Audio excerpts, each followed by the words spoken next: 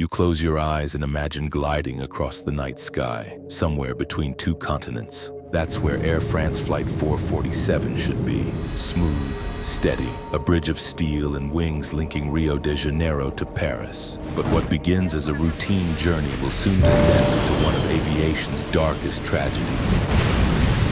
It is May 31st, 2009. At precisely 7:29 p.m. local time, an Airbus A330 lifts off from Rio's Galeão International Airport. Inside, 228 people, 216 passengers and 12 crew settle into their seats, some with champagne glasses raised, others dozing into the long overnight haul. Businessmen returning to Europe, families on holiday, honeymoon couples, and seasoned crew members who had crossed this same Atlantic countless times before. The aircraft, tail number FGZCP, is a modern twin-engine wide-body designed to withstand the demanding conditions of transoceanic travel. On paper, nothing looks unusual. The flight plan charts a northern route, carrying the aircraft over the vast Atlantic Ocean, more than 4,000 miles to its destination, Charles de Gaulle Airport. At the controls are Captain Marc Dubois, a veteran with more than 11,000 flight hours, joined by two younger first officers, Pierre-Cédric Bonin and David Robert. Together, they are responsible for guiding hundreds of tons of aluminum and human lives across an empty night sky. Weather reports warn of tropical storms ahead. The Intertropical Convergence Zone, a notorious belt of violent thunderstorms, lies directly along their course. Yet for a long-haul flight of this nature, turbulence and storms are expected challenges. The crew prepares accordingly, knowing their Airbus is built to withstand heavy weather. Passengers, meanwhile, remain blissfully unaware, wrapped in blankets, scrolling through seatback screens or gazing at the darkened sea below. At this moment, the flight is just another routine red-eye, one of dozens crossing the Atlantic that night. But hidden within the humid storm clouds ahead lies a danger that will silently strip away their defenses, leading to confusion, panic, and eventually silence. The hours slip by and the Airbus presses deeper into the night. The hum of the engines is steady, a constant reassurance. Yet at 2 hours and 30 minutes after takeoff, the calm begins to fracture. The aircraft approaches a line of towering thunderstorms, dense columns of moisture rising high above the ocean. Lightning flickers in the distance, illuminating walls of cloud like silent explosions.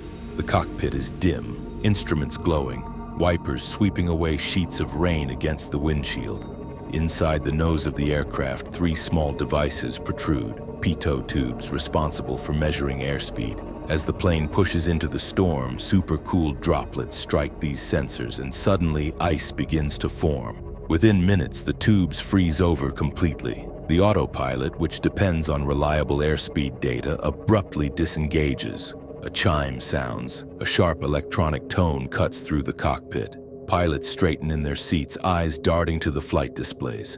The sudden loss of reliable data thrusts the Airbus into manual control at cruising altitude in one of the worst possible environments. At night, inside a violent storm, far from radar coverage, passengers feel only minor turbulence, unaware of the chain reaction unfolding up front. The cabin is dark and calm, yet in the cockpit, adrenaline spikes. The first officer at the controls, Pierre-Cédric Bonin, grips the side stick, his breathing quickening. He pulls back slightly, raising the nose. Outside, there is nothing but black sky and flashes of lightning. The flight crew can no longer trust their instruments, forced instead to rely on instinct and fragmented data. What was routine is now unraveling into uncertainty, as the Airbus fights both weather and its own failing systems. The cockpit becomes a place of rising tension. Bonin, the youngest of the crew, holds the side stick in his right hand, voice strained. "I have the controls," he says, pulling the nose slightly upward. To his left, First Officer David Robert monitors the displays while Captain Marc Dubois, who had stepped away for his scheduled rest, is not yet back in the seat. The storm outside swallows the Airbus whole. Black voids pierced by bursts of lightning. A shrill stall warning blares, then abruptly ceases. The inconsistency is maddening. Normally, a stall alarm is unambiguous, continuous, insistent. But here it comes and goes, confusing the crew. Bonin, convinced the aircraft is losing speed, keeps lifting the nose higher. In reality, the A330 still has enough thrust. but by pitching upward, he is forcing it toward a true aerodynamic stall. Robert tries to interpret the chaos. "We've lost the speeds." His voice cuts through the alarms. "Alternate law," he notes, realizing the Airbus has reverted to degraded flight protections. Without the autopilot, without reliable speed data, and without the computer safeguards that usually prevent dangerous maneuvers, the aircraft is now far more vulnerable. In the cabin, most passengers remain unaware. The turbulence feels like typical Atlantic weather, bumpy but survivable. Flight attendants steady carts, fasten themselves when they can, and reassure those who stir awake. No announcement is made. The flight crew is too consumed by the situation in the cockpit.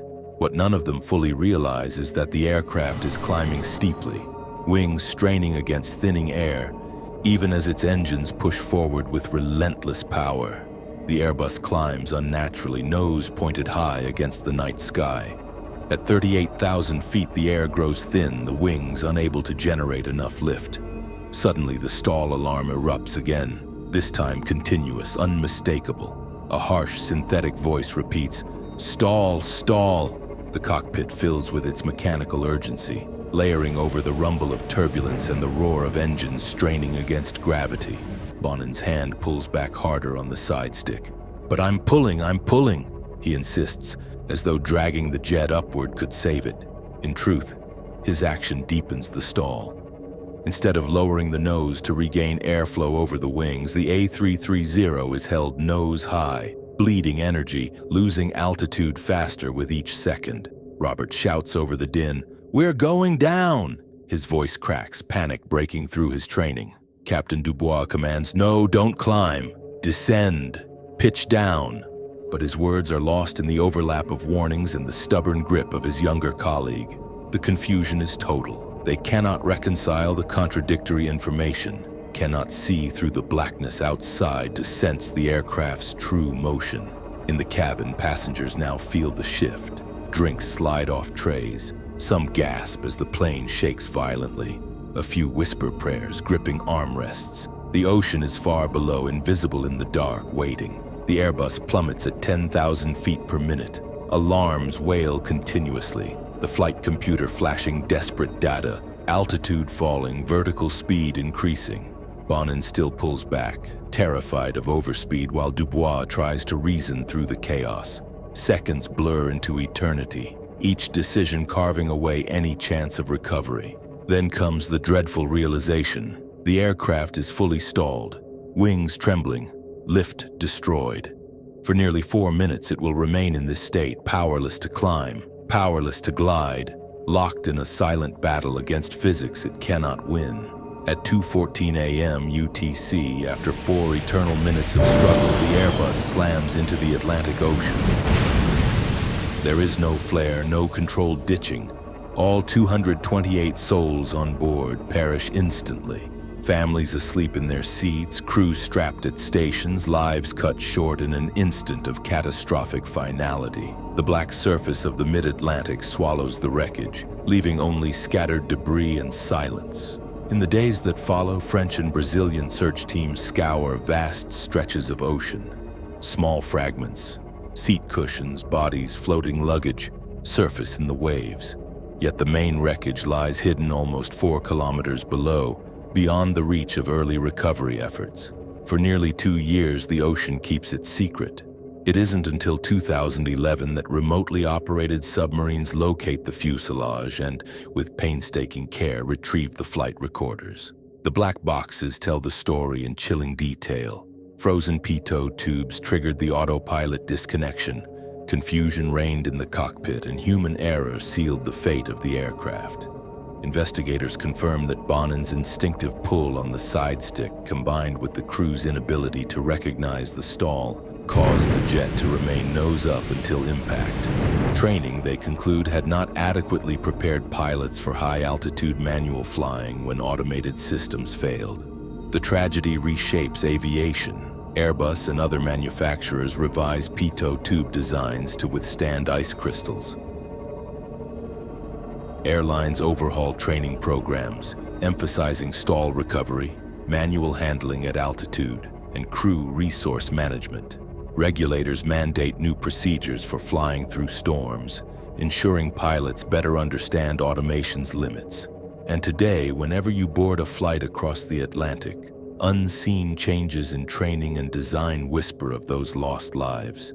Lessons carved deep into the history of aviation. If you thought the Air France Flight 447 was one of the darkest tragedies, wait until you hear what happened in 2019 with the Ethiopian Airlines Flight 302. Watch it here now. See you there.